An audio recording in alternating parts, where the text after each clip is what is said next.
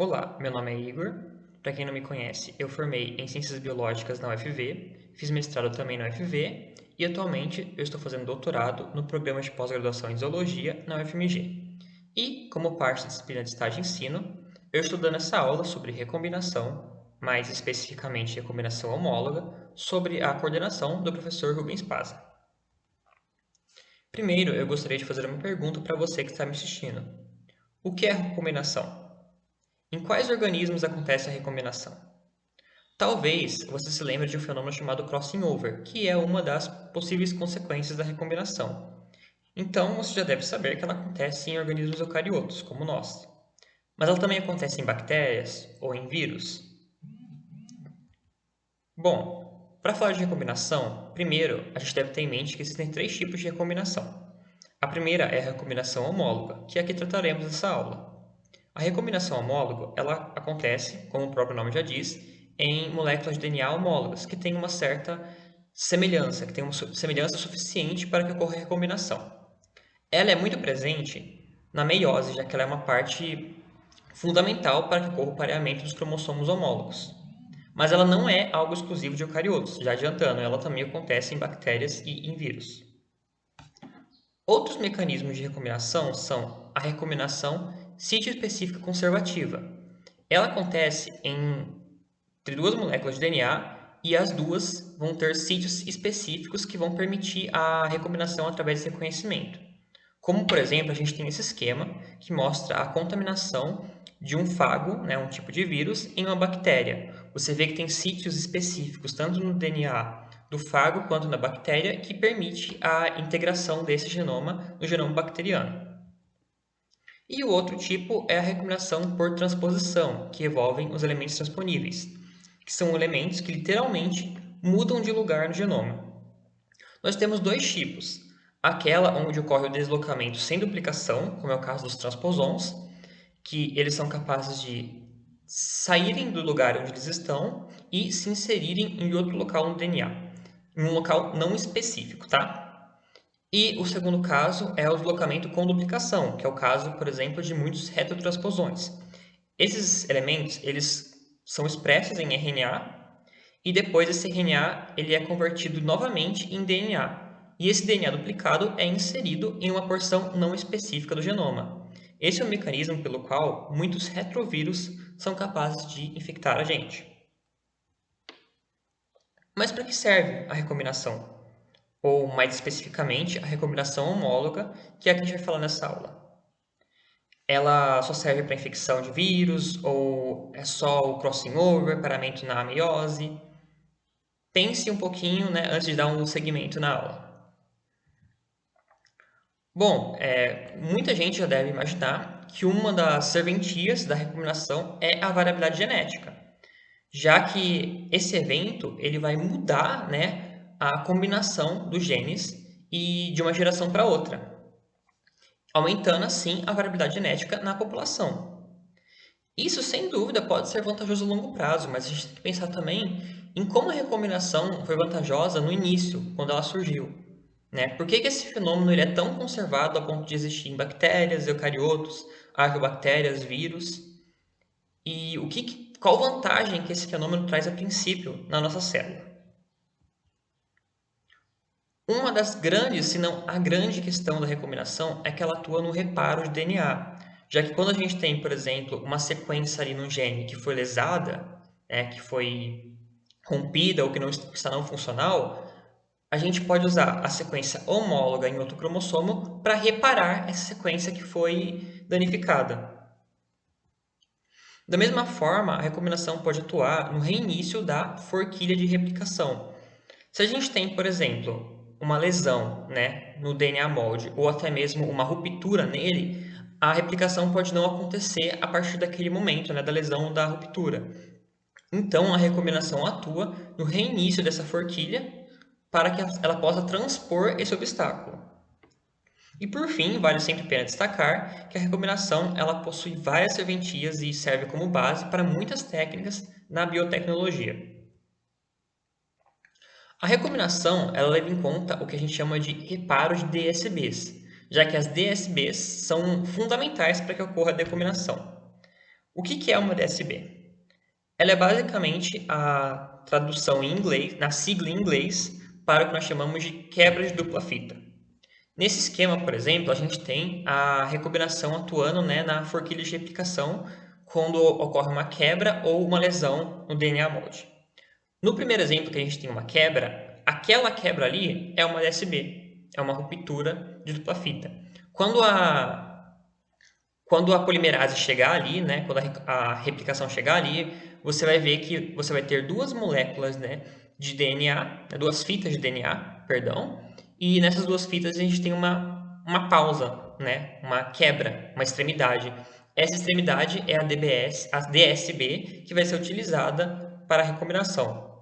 No outro exemplo que a gente tem uma lesão, quando a forquilha de replicação ela chega na ponta da lesão, ela sofre uma regressão.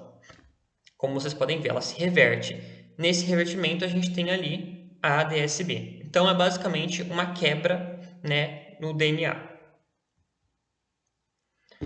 Quais são, né, as etapas para a recombinação? A gente vai ver um modelo chamado Via de Reparo de Quebra de Dupla Fita.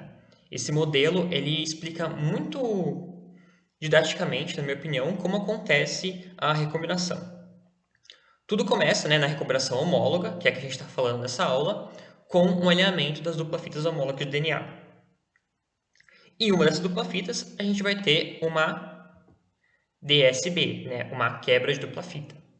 É muito importante porque é preciso ter DSBs para que ocorra a recombinação, né? E a gente vai falar um pouquinho mais disso mais para frente, vai frisar muitas vezes.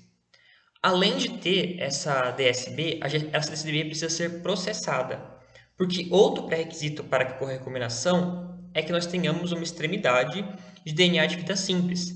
Então, vocês podem ver aí no esquema B, né, no desenho B, que a partir daquela quebra houve o processamento para que se formasse uma cadeia de fita simples que vai ser necessária para a recombinação.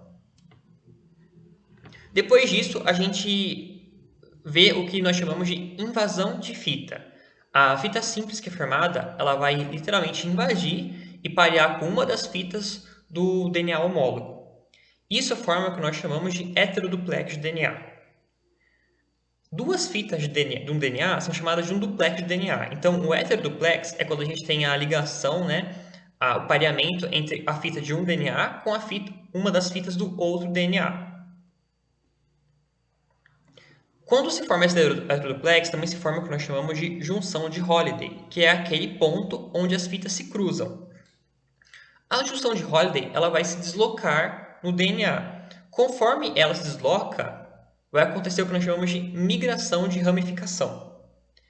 É importante também observarem aquela parte vermelhinha, né, na sequência ali na imagem D. Aquela parte vermelha é uma nova síntese do DNA utilizando o molde da fita que ela está pareando. Então, aquela parte ali está sendo restaurada, né? Dentro dessa parte estava aquela informação que foi perdida no primeiro esquema no A por conta da ruptura, né? Da quebra de dupla fita. A última etapa da recombinação é a resolução da junção de Holliday, já que, obviamente, as moléculas não podem ficar assim entrelaçadas, unidas, né, duas moléculas diferentes. Então, essa resolução é importante para que a recombinação acabe. Aqui a gente está vendo o esquema da resolução de uma junção de Holliday. Esse esquema, né, vocês podem ver que no primeiro, na parte mais superior, estava daquele mesmo esquema que a gente viu no slide anterior, né, retinho assim para a gente. A gente tem esse quadrado também mostrando a fita de DNA mesmo, para vocês terem noção como que é a bagunça na célula de verdade. E esse esquema ele é girado, rotacionado de várias formas, até que forma essa estrutura em cruz, para que a gente consiga ver com mais clareza de que pontos essa junção pode ser resolvida. Essa junção ela pode ser crivada de duas maneiras. Na primeira maneira, na maneira vertical, o que a gente tem é um fenômeno bem distinto da clivagem horizontal.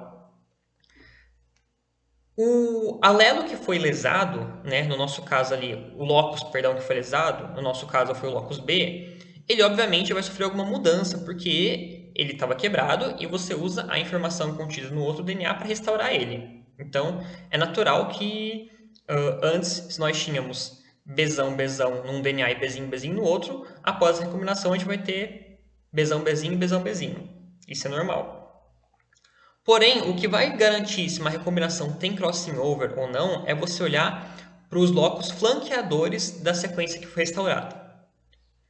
Como vocês podem ver no primeiro esquema, quando você tem aquela clivagem vertical, nas cercanias, né, nas regiões flanqueadoras do B, a gente passa a ter o Azão em combinação com o Czinho, sendo que nas moléculas parentais, antes da recombinação, a gente tinha Azão com Czão e Azinho com Czinho. Essa mudança na combinação dos alelos diz que isso foi um resultado entrelaçado ou com crossing over. Já no segundo esquema, que a gente tem aquele corte horizontal, a resolução horizontal, a gente percebe que o Azão vai continuar em combinação com o Czão e o Azinho com o Czinho nas moléculas filhas. Então, a gente diz que teve um produto emendado ou sem crossing over. Mas como esse esquema funciona quando a gente tem duas junções de Holiday? É preciso ter um pouquinho mais de atenção nesse momento, tá? Como eu expliquei para vocês, o corte vertical ele vai mudar a sequência flanqueadora da sequência que foi reparada, né? Como aconteceria com o crossing over. Já o corte horizontal não muda. Porém, prestem atenção numa coisa. Se a gente tiver duas junções de Holiday e a gente tiver dois cortes verticais, então você mudou a sequência da região flanqueadora duas vezes.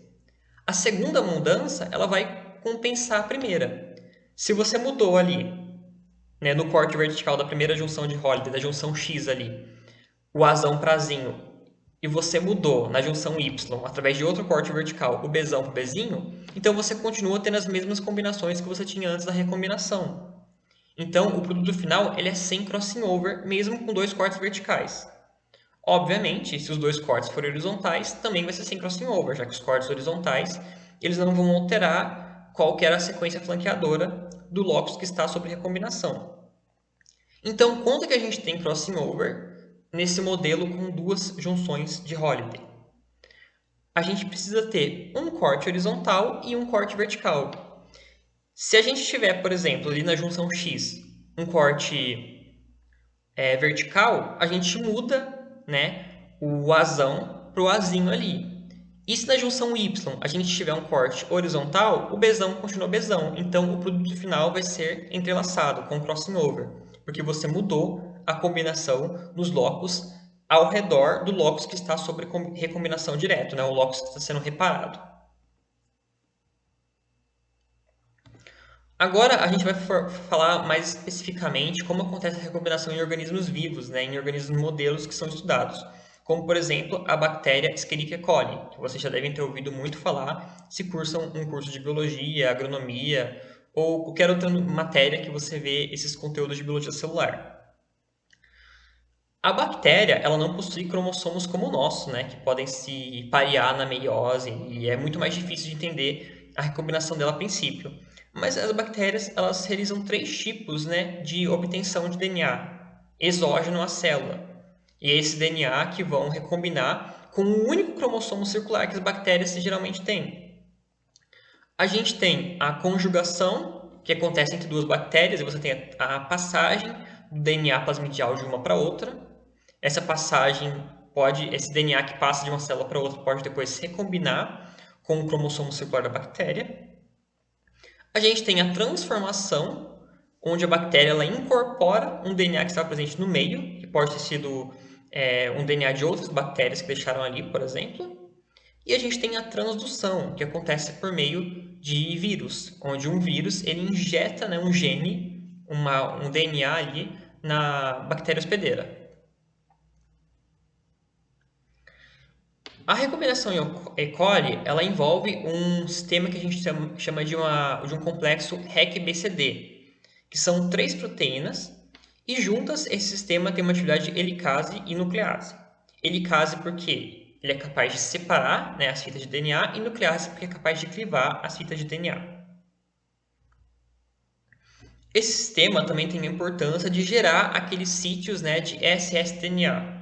O que é o ssDNA? DNA de fita simples. Lembra que numa das etapas da recombinação, a gente precisa ter uma extremidade de fita simples para que ela ocorra. Isso é algo muito importante.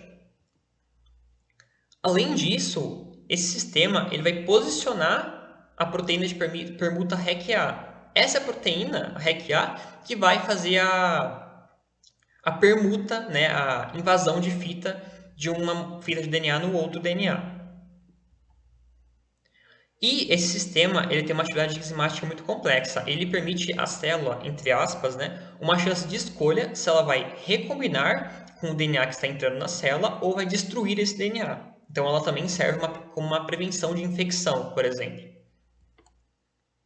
E, por fim, esse sistema ele é controlado pelo que nós chamamos de sítios key, que é muito importante esse sítio key para que ocorra a recombinação para esse sistema nas E. coli, que é como a gente vai ver mais para frente.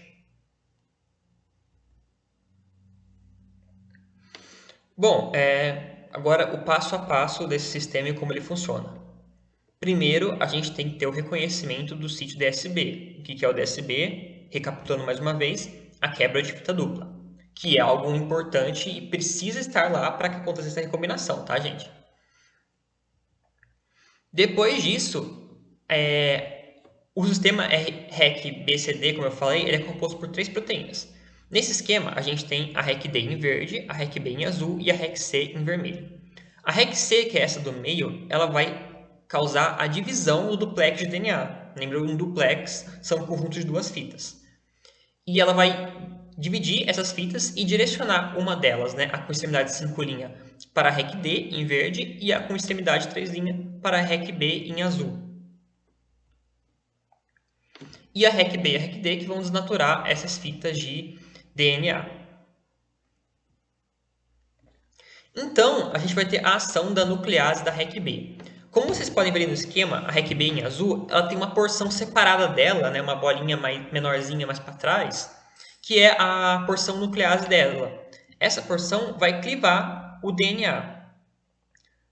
Num primeiro momento, essa porção vai agir principalmente sobre a fita com extremidade 3', já que é essa fita que passa pela REC-B. Então, como ela já está diretamente ligada na REC-B, ela vai ser clivada com muito mais frequência. Se vocês forem observar a segunda e a terceira imagem desse esquema, vocês vão ver várias setinhas vermelhas. Essas setinhas vermelhas estão mostrando as regiões que foram clivadas.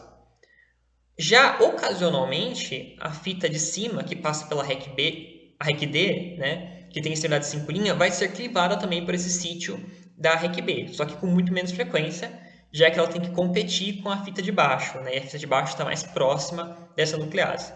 Então, novamente, nos primeiros esquemas, vocês veem 2 setinhas só vermelhas apontando para a fita de cima, com extremidade 5'.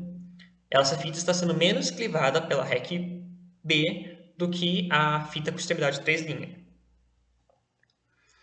E a gente tem a formação de uma alça de DNA fita simples 3' na REC-B. Essa alça, vocês veem que ela começa a partir da segunda imagem ali e fica maior na terceira e quarta imagem. Por que essa alça se forma? A REC-B e a REC-D elas vão se deslocando ao longo da fita de DNA. Só que elas têm velocidades diferentes. A REC-D é mais rápida do que a REC-B. Por conta dessa diferença de velocidade, a REC-B ela não consegue acompanhar o passo da REC-D, mesmo tentando. E justamente por isso vai se formando essa fita, essa alça na frente dela. E esse sistema ele permanece assim, né, com a REC-D se movimentando rapidamente, a REC-B atrás mais lento e formando essa alça, até que a REC-B reconheça o sítio key, que é aquele sítiozinho verdinho ali em forma de X. Vocês estão vendo? Quando o sítio key passa pela REC-B, esse sistema para. Então, é aí que acontece o reconhecimento do sítio key. Depois de uma pausa, o sistema muda completamente. Primeiro, a gente vai ter o recolhimento ou enrolamento, né, dessa alça de DNA de fita simples com extremidade 3', que é o que vocês veem ali entre a quarta e a quinta imagem do esquema. Essa alça vai ser recolhida. Depois disso, a REC-B, que antes era mais lenta, mais atrasada, ela passa a ser o motor principal do sistema. Ela que vai se deslocar. E uma mudança conformacional na REC-D faz com que ela perca carga. Então agora a gente vai ter basicamente só a REC-B se locomovendo. Como só ela vai estar se locomovendo, a gente vai ter essa fita sendo puxada para dentro, né? Aquela alça de extremidade 5 linha, que é o que vocês veem ali na quinta imagem do esquema. É importante observar que quando chega no sítio key, a fita com extremidade 3 linha, ela não é direcionada mais para a nuclease da REC-B. Vocês veem que o xizinho verde ali, ele está parado, ele não está chegando até a nuclease, aquela bolinha azul que fica mais posterior no sistema. Isso é muito importante, porque a partir desse momento, apenas a fita de cima, com extremidade 5 linha, é clivada. Já que você não tem mais a competição com a fita de baixo, porque essa fita de baixo não está sendo direcionada para a nuclease mais, só a fita de cima é clivada. Então, ao final desse sistema, né, com essa alteração na atividade da nuclease REC-B, a gente tem uma extremidade de fita simples com extremidade 3 linha, porque a extremidade 5 linha foi toda clivada justamente porque a extremidade 3 linha não conseguia se direcionar à nuclease por conta do sítio key. Aquela alça, então, que se formou quando a REC-B era retardada, ela agora vai ser a extremidade de fita simples que a gente precisa para que ocorra a recombinação. Falando um pouquinho mais sobre os sítios key e a importância deles para a célula, esses sítios key eles aumentam muito a frequência de recombinação nas cercanias dele, né? Nas proximidades dele. E é uma coisa interessante é que o sítio key ele só permite a entrada do sistema REC-BCD por um lado. Então, como vocês podem ver aqui na direção da setinha, a REC-BCD vai entrar apenas à esquerda dessa sequência, né? E quanto mais longe, menor a frequência de recombinação estimulada pelo sítio key. Uma importância do sítio key é que ele está super representado na bactéria E. coli. Modelos matemáticos previam algo com menos de 100 sítios key na célula, no genoma bacteriano, mas esse sítio key você tem mais de 1000 sequências dele no genoma. O porquê dessa superrepresentação?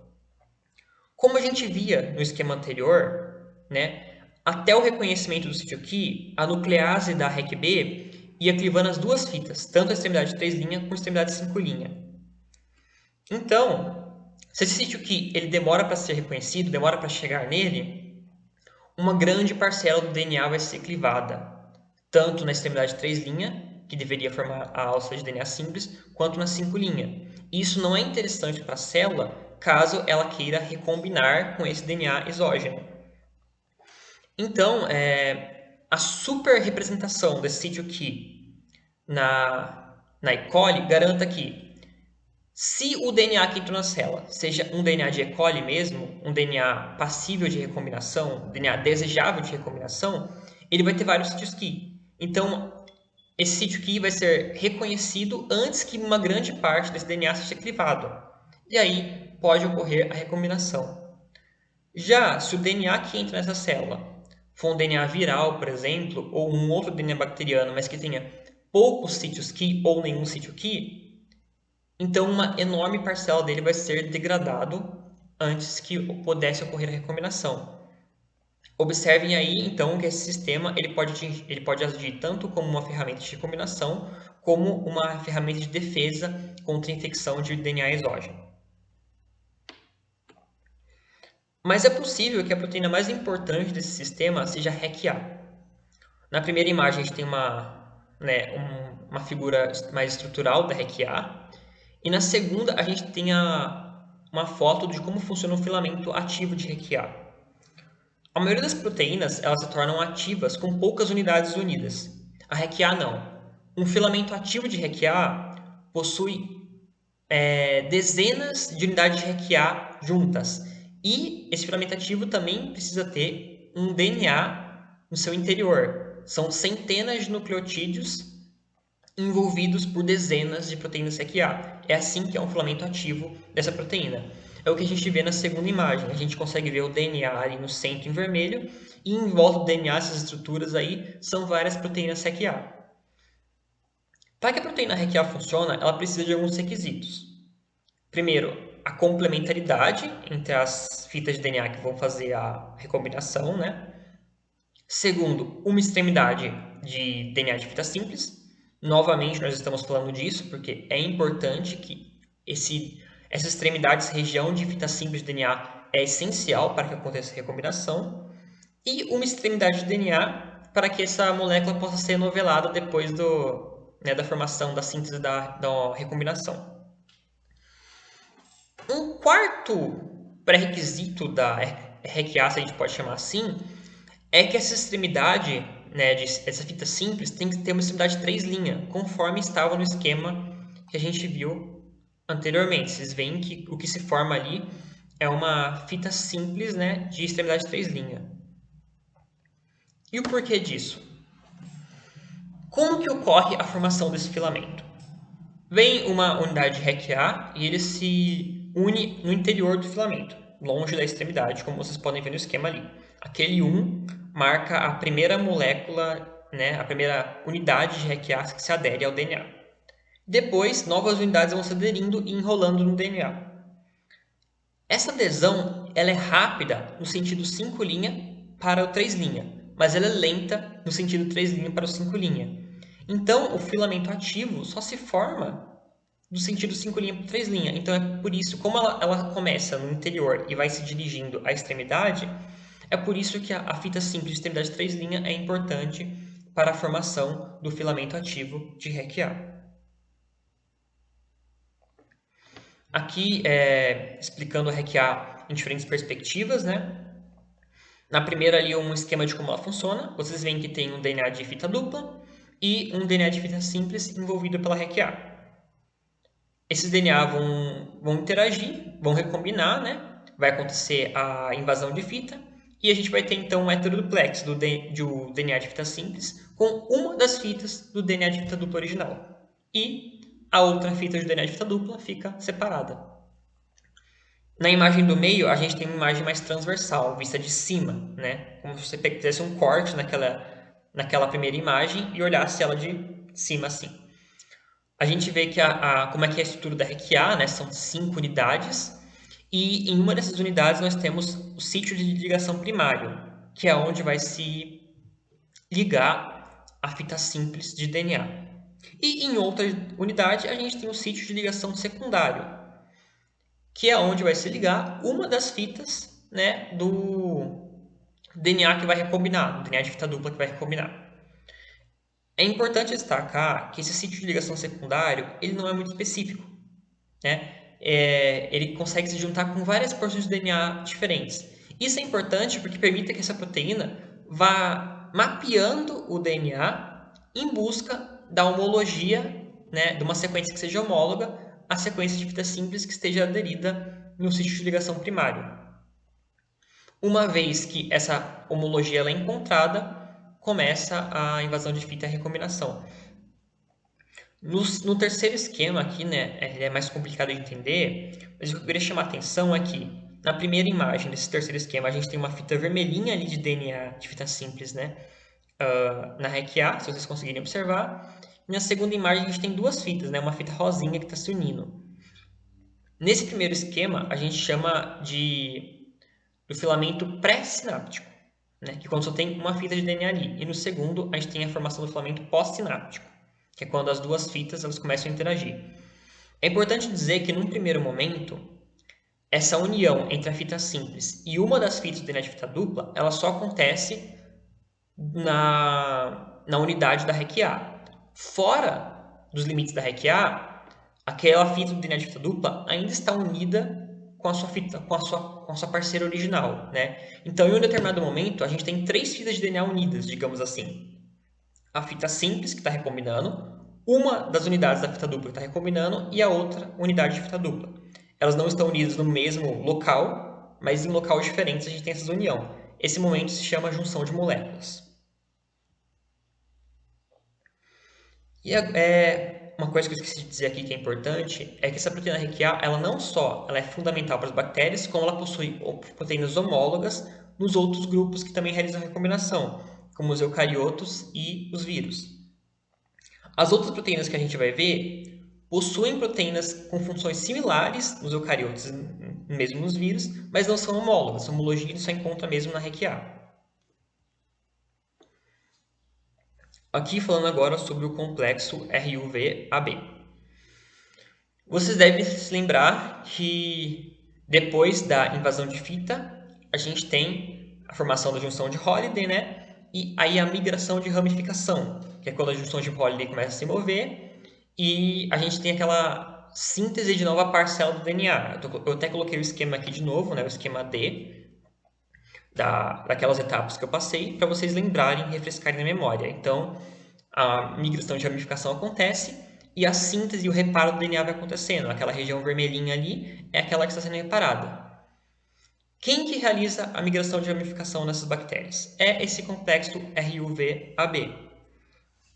É um complexo com duas proteínas, né? A RUV-A, que vai reconhecer a junção de Holliday, onde ela tem que se aderir, e a RUV-B, que é uma ATPase, e vai fornecer energia necessária para que aconteça a migração de ramificação. Depois que aconteceu a migração de ramificação e a sequência que tinha sido degradada, né, a DSB, foi restaurada, a junção de Holliday precisa ser resolvida. Lembram? É a última etapa da recombinação. Quem faz isso nas bactérias é a RUVC, essa proteína aí que vai localizar a junção de Holliday e vai clivar ela. É importante dizer que, embora essa proteína esteja associada a uma região, que é a junção de Holliday, ela possui uma certa especificidade de sequência. Ela sempre cliva quando ela encontra essa sequência aqui, que eu coloquei no slide, sendo que ela cliva depois da segunda timina dessa sequência. E por que essa sequência ela é importante? Né? E essa sequência está super representada também no genoma bacteriano, tá? Ela é importante porque, se ela não existisse, a RUVC ela podia clivar a junção de Holliday logo depois da sua formação. Então não teria a migração de ramificação pela RUV-AB. Imaginem que logo após essa junção aqui se formar, essa proteína ia lá e clivasse ela. O DNA não seria restaurado. Então, a existência dessa sequência garante que ocorra uma parcela de migração de ramificação o suficiente para, né, provavelmente o suficiente para restaurar esse DNA, até que quando chegasse nessa sequência, a RUVC vai lá e cliva. Entendeu? Então isso é uma garantia que a célula tem de que aconteça uma certa migração antes da resolução da junção de Holliday. Agora a gente vai falar um pouquinho sobre recombinação em eucariotos, né? Vamos deixar as bactérias de lado. E em eucariotos, a recombinação tem um papel adicional muito importante, que é o pareamento dos cromossomos homólogos durante a meiose. A recombinação ela é necessária para que ocorra esse pareamento de maneira adequada. Nos eucariotos, justamente porque a gente tem essa necessidade, né, da recombinação para que aconteça esse pareamento, então a recombinação ela não vai atuar só para resolver possíveis degradações do DNA que foram introduzidas por fatores exógenos, né? Por exemplo, uma radiação ou alguma outra coisa que clivou o DNA ali e a gente precisa da recombinação para restaurar ele. Não, ela é necessária para a meiose, para o pareamento dos cromossomos homólogos. Mas, como eu falei para vocês, a recombinação só ocorre quando a gente tem a DSB, a recombinação homóloga pelo menos, que é a quebra de dupla fita. Então, é interessante que durante esse processo, nos eucariotos, né, na gente, a célula mesmo ela induz propositalmente a clivagem do DNA em alguns sítios, para que forma-se essas DSBs para que aconteça a recombinação. Então, a recombinação continua sendo um processo de restauração, mas agora ela foi induzida, ela foi provocada, né? Porque ela era desejável de acontecer. E a gente tem a ação de duas proteínas nesse processo. A primeira é a SPO11, que é a proteína que vai clivar o DNA, como vocês podem ver ali no primeiro esquema. E a segunda é a MRX. Lembram-se que não é necessário apenas uma quebra, é necessário uma extremidade de fita simples. A MRX vai processar a região dessa quebra, originando essas extremidades de fita simples com extremidade 3' Esse processo nós chamamos de ressecção 5' para 3'. Após a atuação, né, proteína MRX, a gente pode ter a atuação das proteínas que vão realizar a invasão de fita. Nos eucariotos, nós temos duas proteínas que fazem isso, a RAD51 e a DMC1, que são homólogas à REC-A das bactérias. A RAD51 ela acontece tanto em células que fazem mitose quanto meiose, já a DMC1 ela é específica da meiose. E elas têm uma atuação muito semelhante à REC-A. Vocês podem ver ali que elas vão se enrolando em volta do DNA e formando aquele filamento para que aconteça a migração de ramificação. Nesse esquema aqui embaixo que eu coloquei sobre hibridização fluorescente, a gente consegue ver a colocalização das proteínas RAD51 e DMC1 nas células, né? Elas são localizadas ali nas mesmas células. Isso é importante porque essas proteínas, junto com outras proteínas que atuam na recombinação, formam o que nós chamamos de fábricas de recombinação, que é justamente esse sistema com várias proteínas agindo juntas sobre o DNA para que aconteça a recombinação. A gente pode citar, por exemplo, a RAD52, que ela tem a função de posicionar a RAD51 para fazer a invasão de fita, e a RAD51C, GZRCC3 e REC-Q, que são proteínas que atuam na resolução da junção de Hollywood. E para finalizar, a gente vai falar sobre um caso bem específico e especializado de recombinação, que acontece em leveduras, né, na Saccharomyces cerevisiae, que é a recombinação no locus mate. Para entender um pouquinho essa recombinação, a gente tem que entender que a levedura, né, ela possui três tipos celulares.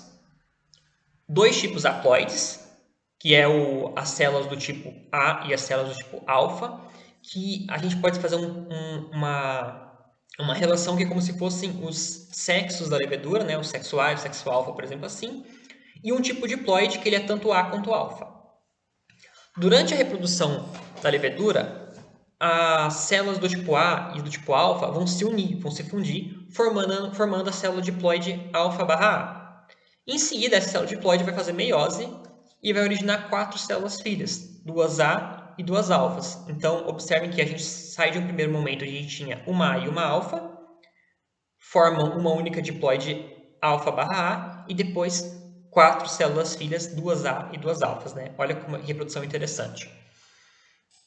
Só que imagine o seguinte, imagine que a gente tenha naquela população, naquele cultivar, muitas células do tipo A e poucas do tipo alfa, ou vice-versa. Isso não seria muito interessante para esse tipo de cruzamento, né? Esse tipo de reprodução. É como se tivesse muitas mulheres, uma população muitos homens, então não seria muito viável para a reprodução. E justamente para corrigir esses possíveis vieses, que tem essa recombinação no locus mate. Basicamente, no cromossomo da levedura, a gente tem 3 regiões com a informação do genes A e alfa. A gente tem o gene HML-alfa, que tem o locus HML-alfa, perdão, que tem a informação do gene alfa, né? O locus HMR-A, que tem a informação do gene A, e o locus mate. O locus mate é ele que vai expressar o gênero, digamos assim, da levedura, se ela vai ser do tipo A ou do tipo alfa. Todas as leveduras têm tanto HML-alfa quanto HMR-A, ou seja, a célula do tipo A possui, né, dentro dela a informação do tipo alfa, mas ela está silenciada no locus HML, assim como a célula do tipo alfa possui a informação do tipo A, mas está silenciada no locus HMR. O que vai determinar se ela é alfa ou A é o locus mate, que ele vai ser ou A ou alfa. Então, o HMR e o HML eles servem como repositório, né, de informação genética. É um banco de informação genética, assim, para quando é necessário. E são justamente esses locus que eles vão recombinar com o locus mate. Então, se a célula é do tipo A, mas ela precisa mudar para o tipo alfa, porque na população já tem muito do tipo A, o locus mate vai recombinar com o locus HML, porque eles são suficientemente semelhantes, possuem uma homologia o suficiente para fazer recombinação. E aí, o gene do tipo alfa vai migrar para o locus mate, originando uma célula do tipo alfa. O oposto também acontece. A gente tem uma célula do tipo alfa, uma população que já tem muito alfa, ela vai recombinar com o locus HMR. Então, o gene do tipo A vai passar para o locus do tipo MAT. E essa célula de alfa vai virar A. Isso é importante também porque é interessante uma coisa nesse sistema. Durante essa recombinação, é sempre a informação do MAT que vai ser mudada. Nunca a do HML ou a do HMR. Eles permanecem inalterados, né? Até mesmo porque eles precisam estar presentes tanto nas células A quanto alfa para servir como esse repositório caso a célula precise mudar de tipo. Então, a informação é unidirecional. Ela é sempre do HMR para o MAT ou do HML para o MAT. Tá? E outra coisa interessante também, ela sempre acontece para mudar de alfa para A ou de A para alfa. Ela não acontece, por exemplo, de repente o MAT já é do tipo A e ele vai recombinar com o HMR que já é do tipo A também, sabe? Onde aconteceria a recombinação, mas não mudaria o tipo do MAT. Entendeu? Então, essa unidirecionalidade ela é importante nesse sistema. Essa mudança de uma informação, né, culmina num processo que a gente chama de conversão genética, já que você tem a restauração do locus MAT, mas essa restauração acaba por mudando a informação que continha nele. Isso é o que a gente chama de conversão genética. E é interessante que a gente vê que a recombinação atua como um sistema de reparo, né?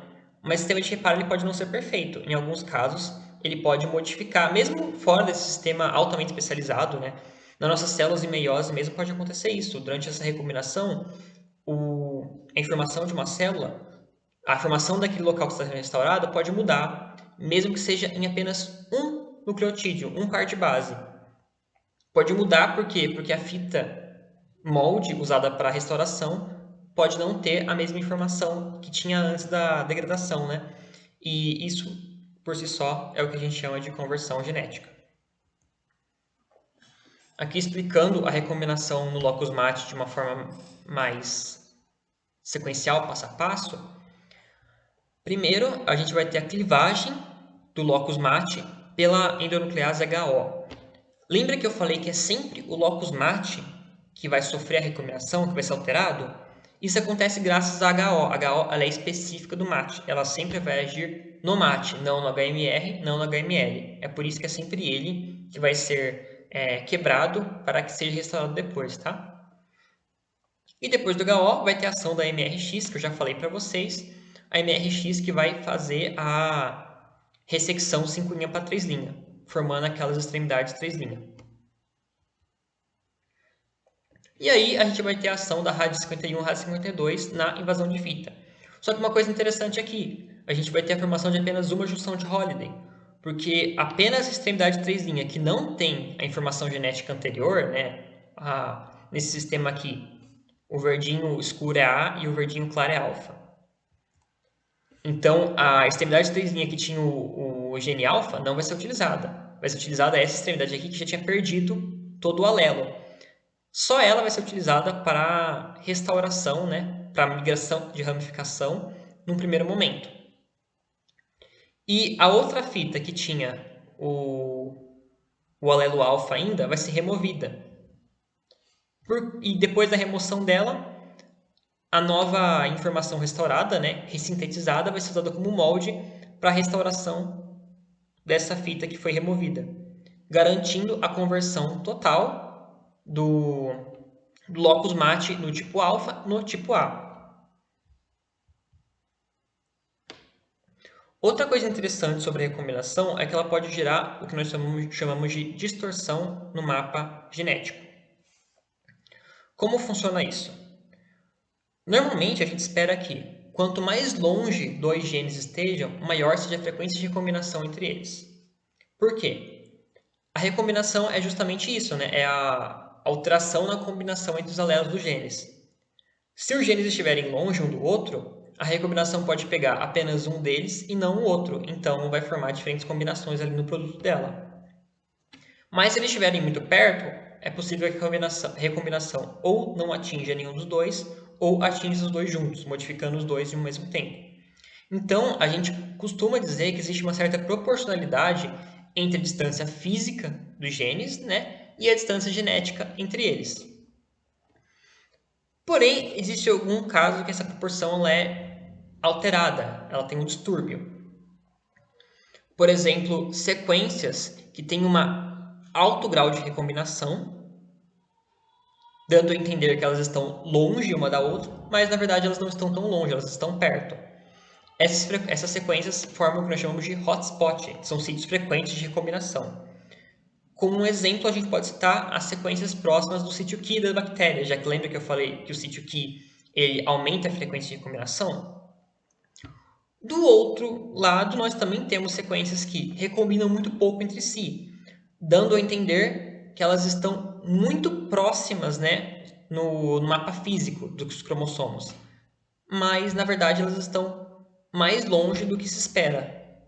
E elas ainda assim recombinam pouco entre si.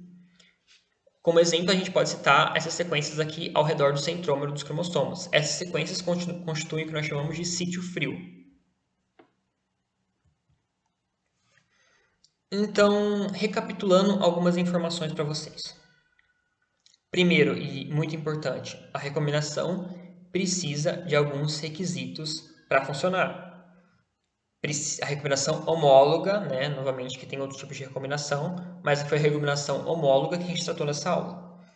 Esses requisitos incluem a homologia de sequência, né? Ela ocorre entre sequências homólogas, como o próprio nome diz, uma extremidade de DNA de fita simples.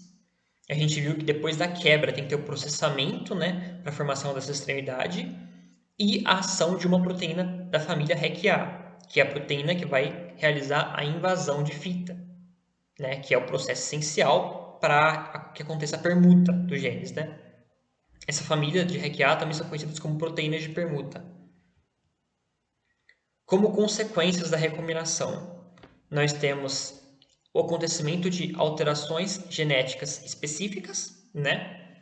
Durante a restauração da informação que foi perdida, o reparo das DSBs, tanto que foram provocados fatores exógenos como provocados pela própria célula, como a gente viu que acontece durante a meiose, a conversão genética, que é quando essa restauração ela não restaura a mesma informação que tinha sido perdida anteriormente, como acontece no caso do locus mate das leveduras, e as distorções do mapa genético, como acontecem em sequências que recombinam mais do que deveriam ou menos do que deveriam. E por fim, vale a pena destacar que a recombinação ela pode acontecer em várias partes do DNA diferentes, né? Elas têm várias regiões, desde que essas regiões sejam sequências suficientemente semelhantes, ou seja, suficientemente homólogas. Nos casos onde a recombinação ela demanda uma sequência específica, como o sítios Key, essas sequências específicas elas são muito comuns e espalhadas ao longo do genoma. Então, essa foi a nossa aula. Espero que tenham gostado, entendido. Qualquer dúvida vocês podem deixar que, se eu souber, eu respondo, sempre que possível. E eu desejo a todos uns bons estudos.